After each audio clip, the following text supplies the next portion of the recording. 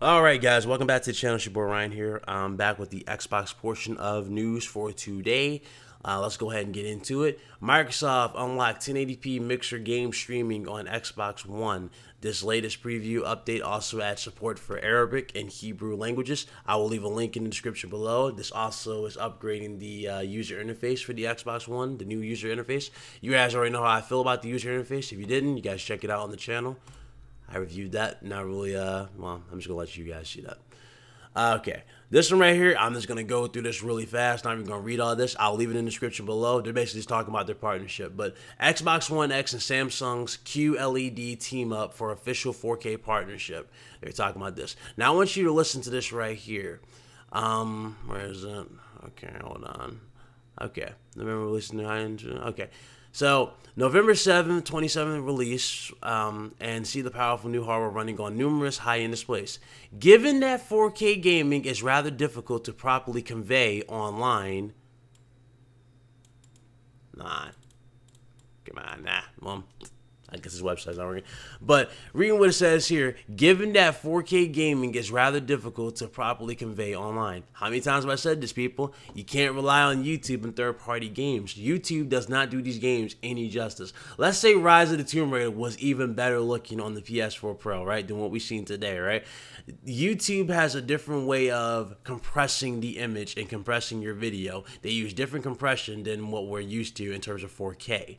They use different ways of doing it for your image. So the differences that you see on your screen are different from what viewers are going to see on YouTube. That's just how it works. They're a different way of going about it. As opposed to looking at everything, you know, it's not going to do it justice at all. Now, in order for you to see the main differences between the Xbox One and the Xbox One X and the PS4 Pro, you would have to have both versions running on two different displays, and you can see the differences by looking at them and zooming in. Hence why Digital Foundry and everyone else zooms in on the areas, the textures, everywhere else. And speaking of Rise of the Tomb Raider, looks like a few things happened with that, but I'll talk about that later. I'm not really going to get into that now. But yeah, that's all. That should already tell you that you know, games are gonna be different. They're gonna be looking better on Xbox, but not like by this crazy. It's not like going to be like a PS2 to PS3 sort of graphical leap sort of thing. Hopefully that makes more sense. It's not like that, and you're not going to see that online. In order for you to actually see these differences, you would have to see it literally on a legit 4K display running, and that's the best way to get a clear representation of what you're seeing. That's what it comes down to. So let's go ahead and move on. Okay, Xbox One X couldn't save Gamescom 2017 from weak media coverage. ICO Partners analyst shows that this year's Gamescom was relatively underwhelming. Well, you can say that. You can say that again.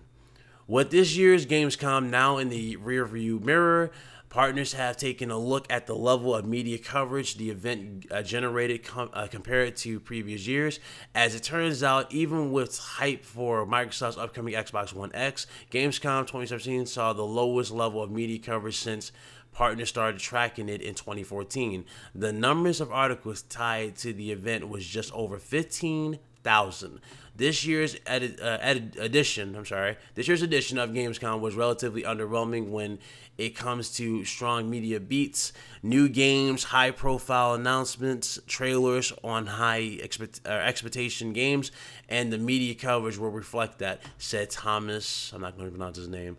The Xbox announcements were relatively tame by most accounts, but that didn't stop Microsoft from gaining the most media coverage out of this year's Gamescom. He confirmed that the Xbox One X is getting a lot of attention as the newest hardware to be available, and the games supporting it got their fair bit of coverage. Despite 2017 being weak overall, it is the best Gamescom for Xbox since I started tracking media exposure. I find it very interesting that at the Cologne Messe, okay, I'm just going to miss that, but in the public area, the Xbox booth was actually quite small again. Microsoft seems to be careful with their spending there, at least for the second year in a row. Both Nintendo and Sony have vastly larger spaces, but even major publishers or game studios had more space. Despite this being a good year, I can't help and wonder how much it could have been for Microsoft with a stronger lineup of reveals, considering their performance with their half-hearted presence. Interestingly, from a pure game standpoint, it was actually older titles that got the most attention. Both Final Fantasy XV and Overwatch saw the most coverage. And this is what's going on here. So you look down. There you guys go. Wow. But let's be real here. Let's be real here. That's come to respect. Now, Microsoft obviously won Gamescom for the most part. They won because they had new hardware. But in terms of games, if I'm not mistaken, the game that stole the show of Gamescom was Super Mario Odyssey. Mario Odyssey won Gamescom's Game of Show and Game of Gamescom, vice versa. So they won that. But in terms of the actual presentation, I can get why it was a low media coverage. I mean, it wasn't no real major announcements at all. Nothing major. Player Unknown's Battlegrounds. Yeah, they showed gameplay of it, but no talks of, hey, look, this game is 4K 60 or 60 frames per second. Automatically, they're just not talking about anything like that. And then they talked about controllers and then consoles that are, have these Minecraft skin type of, makeover type things they got going on. They didn't really talk about anything. The Xbox One X, obviously, in the Project Scorpio edition was the only thing that's really stood out. But it's like, you can have all the hardware at the end of the day, but you need the software to make that console shine. You need the software to really bring people in and hook them in, and so you can make a lot out of it.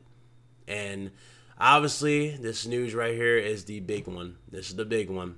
And I'm shocked that he actually said this. I'm shocked. Michael Pachter, don't believe Xbox One X fastest pre-order story. Michael Pachter thinks the Xbox One sales hype are bullshit.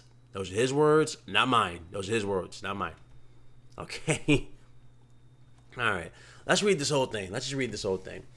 In case you didn't know, Microsoft's Xbox One X is almost out, with Microsoft's mid-gen upgrade set for release this November for a pretty hefty $500 price tag. While the price might be a deal breaker for some, it seems a lot of Xbox fans are okay with it. So much so that it apparently already outsold the PS4 Pro on Amazon in the US, or has it really? Infamous Morgan analyst Michael Pachter recently went record to call this fastest pre-ordered marketing spiel Microsoft is peddling as bullshit, and he explains why in his latest Pachter Factor episode, which you can watch below, which is right here. I'm actually gonna watch this after this video goes off. I gotta hear this, so it'll be in the description below along with everything else, like always. So go ahead and check that out. Infamous, okay, so, yeah, I'm sorry, I got ahead of myself right here. So, on that topic, Xbox One X is ranked on Amazon in the pre-orders a year to date. Last I looked, number 66. I believe the NES Classic was number 23. It sold 2.3 million units lifetime, and that the bulk of those units were sold last year. So this year, maybe 1 million. So if Xbox One X is ranked 48 below that, it's not even close to 1 million. And of course, the Amazon allocation is probably 5 or 10,000 units. So don't fall for the bullshit that comes out of Windows Central that tells you that this is the fastest pre-ordered console in Xbox history. They also they only have a couple. The original Xbox didn't have big pre-orders. The 360 maybe, but honestly, who was pre-ordering consoles back then? So of course, this is the most pre-ordered because they are much more organized, and they're marketing to an installed base of 30 to 35 million Xbox Live Gold members. So of course, they heavily pre-ordered.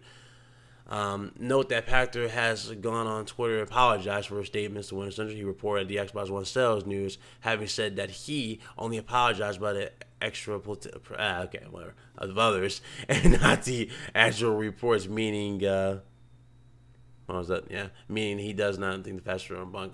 Yes, okay.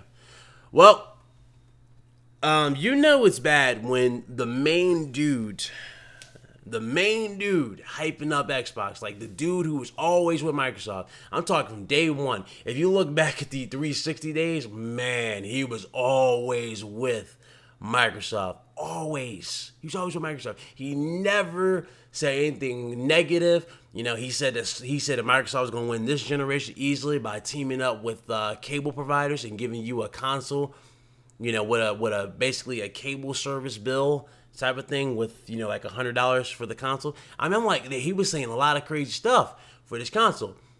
You look at him now, I mean, it's like, that's crazy. And Michael Pachter has always been Michael Pachter. He always comes out with claims. So for those of you who would look at his statement, you know, whatever it is, I already know some of you are going to immediately go to a certain YouTuber and say media bias. And I'm going to tell you right now, that's not media bias. That's just common sense. He's got a point. He's got a massive point. If you look at Amazon, I looked at Amazon. This console is really that low. It's not even in the high numbers. So what the console selling is, it's not selling. It's not even over 1 million in pre-orders. So yeah, I don't believe it either. And on top of that, a lot of you think pre-orders are sales. Pre-orders are not sales, people. That's not sales. Anybody can pre-order. You can go to many places and pre-order, and you won't even get charged a dime out of your card. You won't get charged a dime. Just how it is. You won't get charged a dime. The only time you get charged is when it comes to the actual release date, and then boom, it comes out your check, and you got your console. That's how it works. You will not be charged if you pre-order as of late. So, this whole pre-order thing, I'm telling you guys, man, pre-orders, I wouldn't do them. I wouldn't do them. I wouldn't waste your time on pre-orders. I would just get back to gaming. If you want to buy the console, go right ahead and buy the console. Enjoy your purchase. But, you know, all this extra stuff, it needs to stop, man. It needs to stop.